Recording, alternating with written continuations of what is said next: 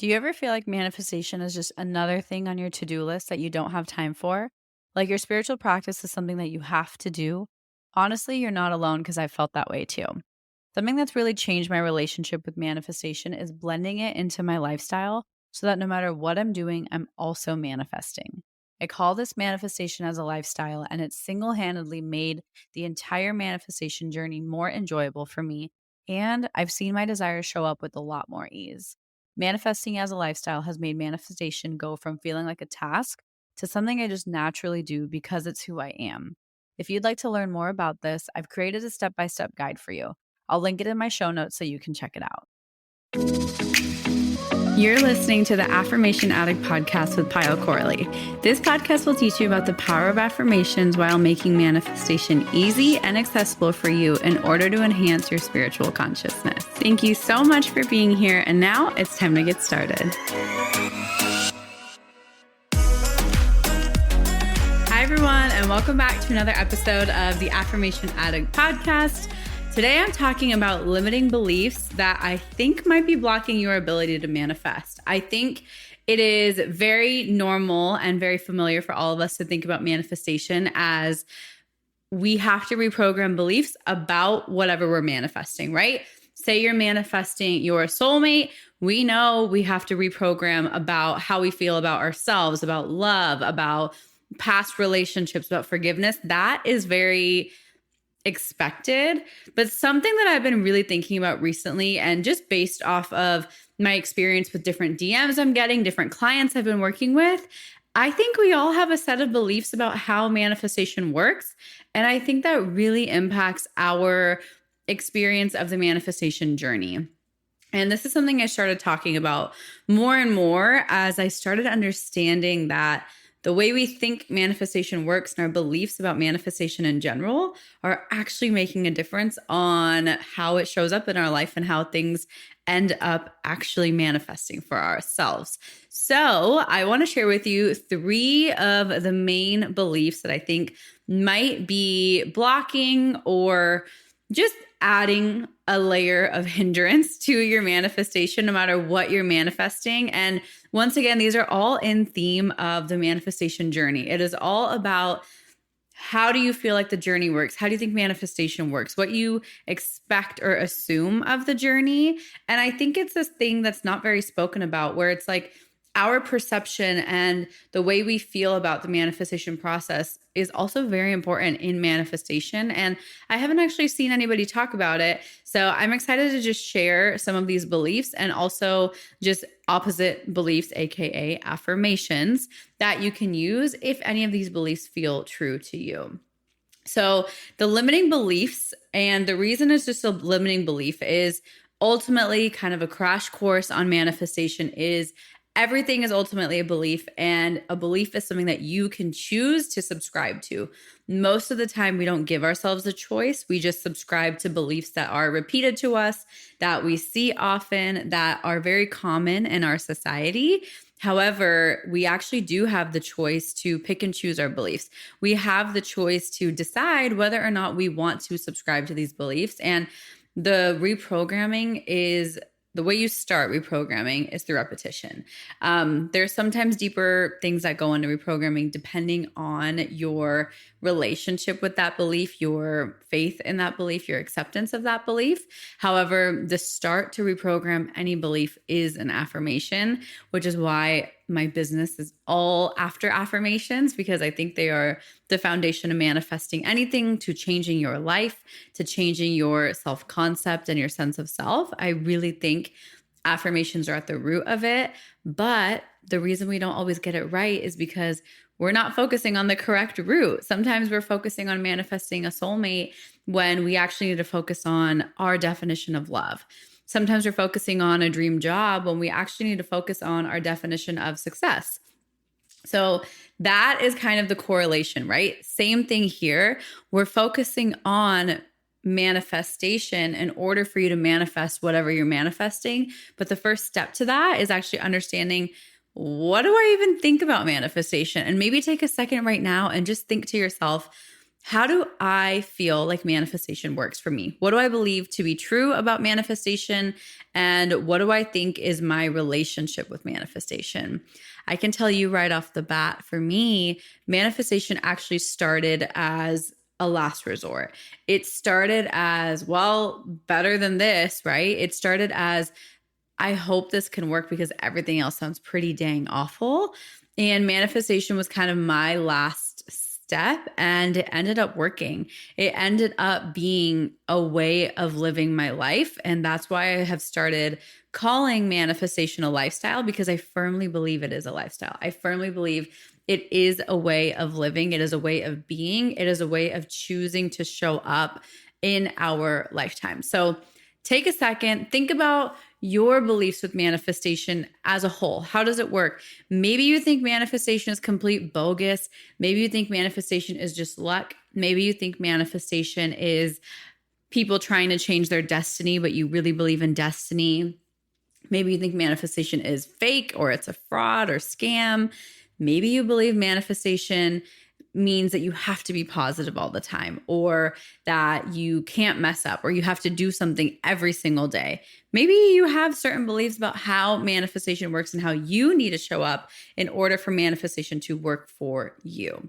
So take a second and just take a mental note of those thoughts. If you really want, make this a journaling exercise and write them down, because I actually think this is probably one of the most helpful things you can do for yourself on the manifestation journey.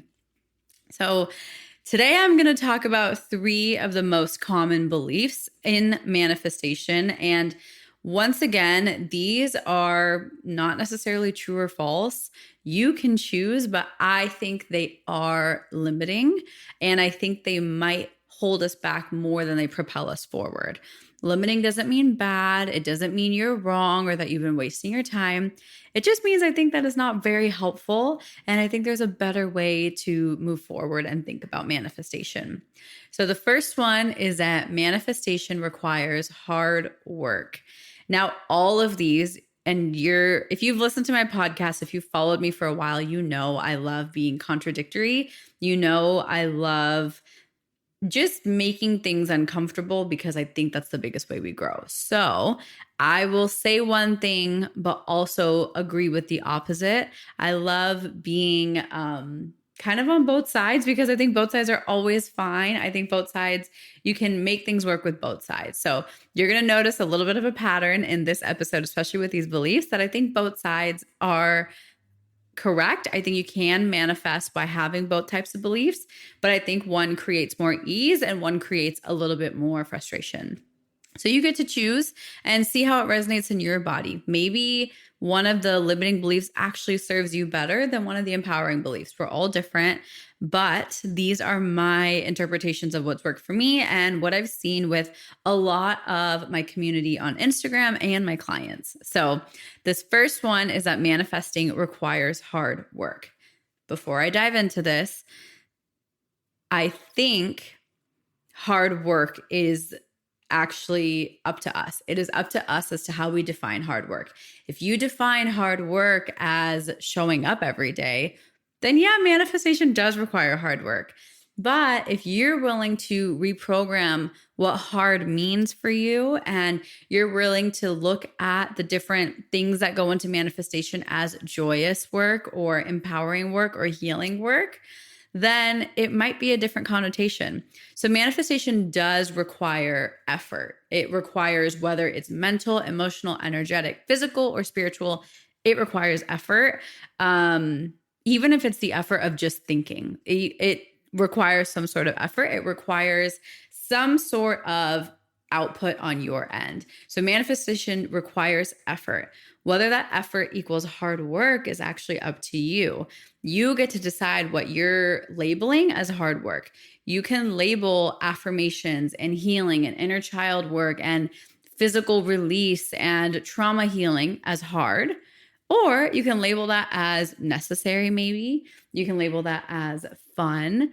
And for me, what's really worked is I think manifestation requires work.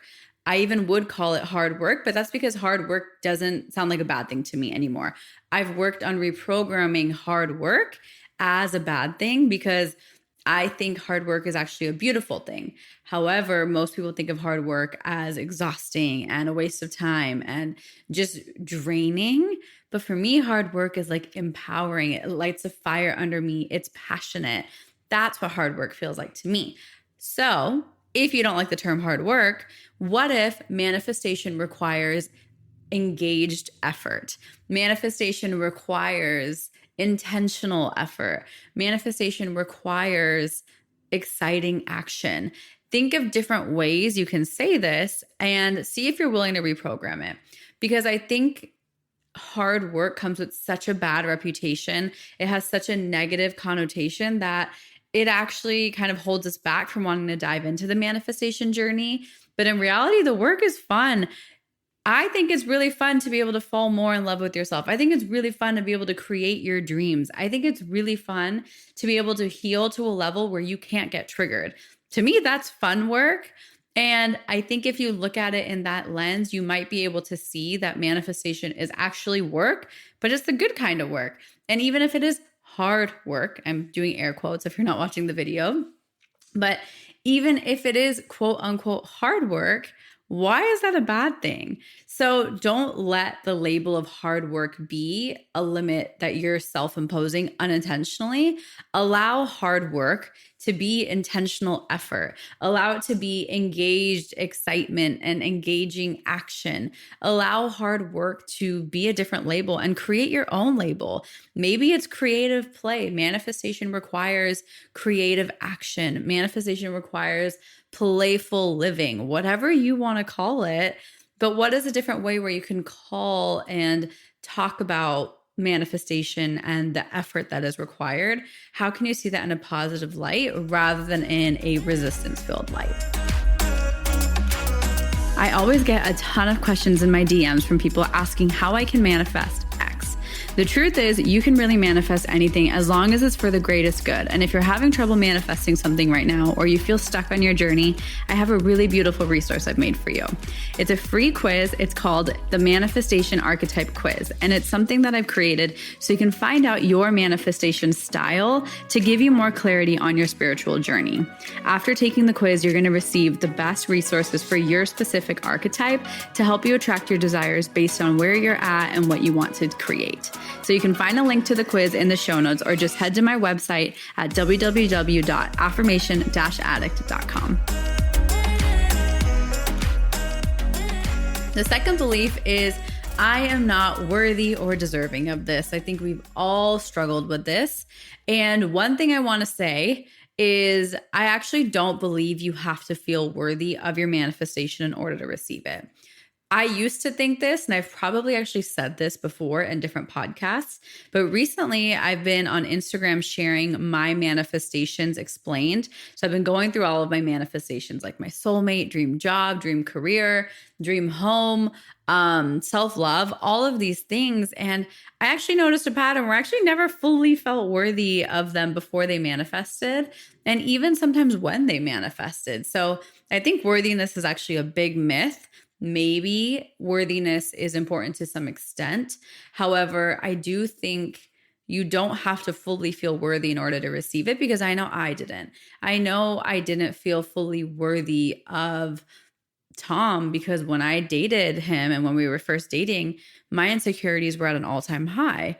I know I didn't feel fully worthy of manifesting my job as a consultant because I was shocked that I got the dream job in my dream city with my dream client in my city that Tom was living in. So literally my work paid for our long distance. So I don't think worthiness is necessary, and especially worthiness of that specific desire. I think worthiness of things working out for you might be a better way to put it. But I feel like there's a misconception that we must be worthy, must feel worthy of our desires before they can actually reach to us. And I think that is not necessarily true, because even when I've had my desires, I didn't fully feel worthy. I doubted why I had them. And I was like, is this going to go away? So I think a better way to kind of address this worthiness is I'm worthy of good things happening to me. and I'm worthy of celebrating when good things happen to me rather than feeling worthy of a specific desire and trying to define what worthiness even feels like. And because it's such a foreign concept that worthiness is actually probably the most neutral feeling. It's probably the most normal feeling. But because it's so talked about in the spiritual space, we think it's going to be this huge, different, life-changing, heart-opening feeling, when actually I think worthiness actually feels completely normal and neutral. So I think we put worthiness on too high of a pedestal to where we don't actually know how to experience it. And then we realize we don't feel like we're worthy. And then we assume and have basically accepted that our manifestations aren't coming because we don't feel fully worthy of them. We're basically adding a justification to why our manifestations aren't showing up.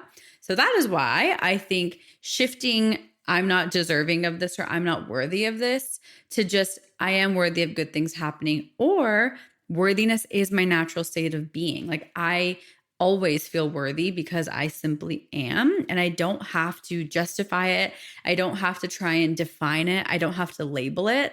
That feels a little bit more empowering to me than trying to figure out what would I feel like when this manifests and what would worthiness in that lens feel like. I think it's a little bit kind of stuck in analysis paralysis or overanalyzing.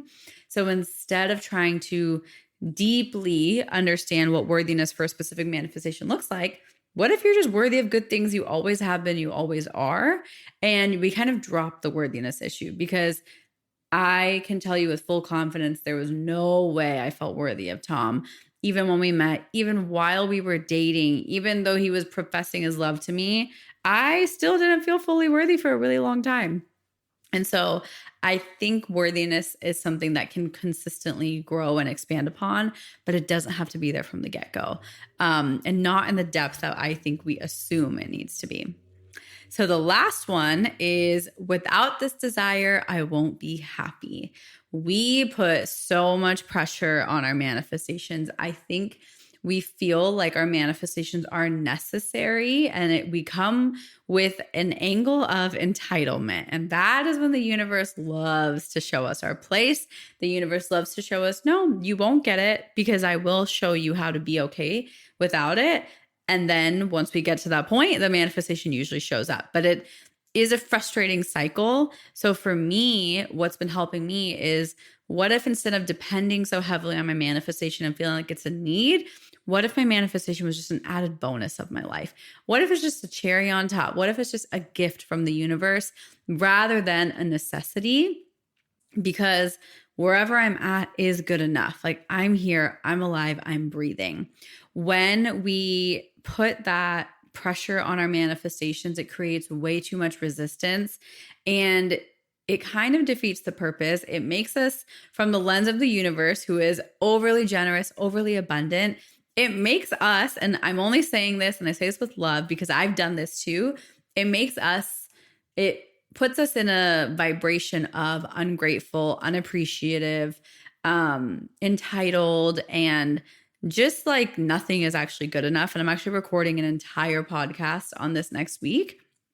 But I think that chronic state of I need this manifestation or my life is ruined is just kind of melodramatic. And I think calling that out and acknowledging to ourselves that maybe we are being a little bit dramatic about this manifestation and the way we approach it and the way we are approaching our entire manifestation practice takes radical honesty. It takes courage, because it's scary to admit that.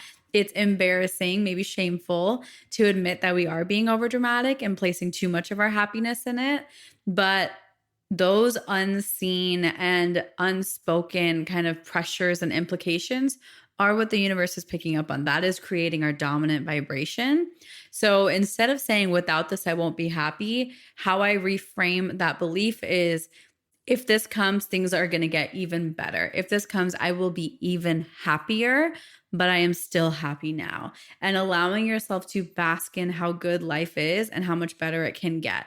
Because if you can find peace now, there's no leverage on you. You are free already. If you can feel the peace and the joy and the gratitude now, nothing can stop you. You can only go up from here. If this current reality, if your baseline is peace, all you can experience is more peace. And I think we forget that. We feel like our current reality isn't good enough. We feel this judgment and this shame for where we're at, what timeline we're on, that we haven't manifested this, that we're not married, that we don't have kids, or we don't have a job.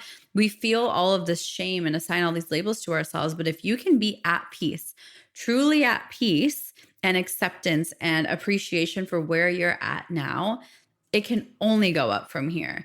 If you stop looking at yourself like in a pitiful way or in a victim kind of like, oh, life isn't working out for me, then people and the universe and your manifestations have leverage over you. But if we can flip that script where you have leverage over everything else, that freedom is completely unmatched. So I hope these 3 beliefs and ways to reprogram and offerings on how to reprogram were super helpful.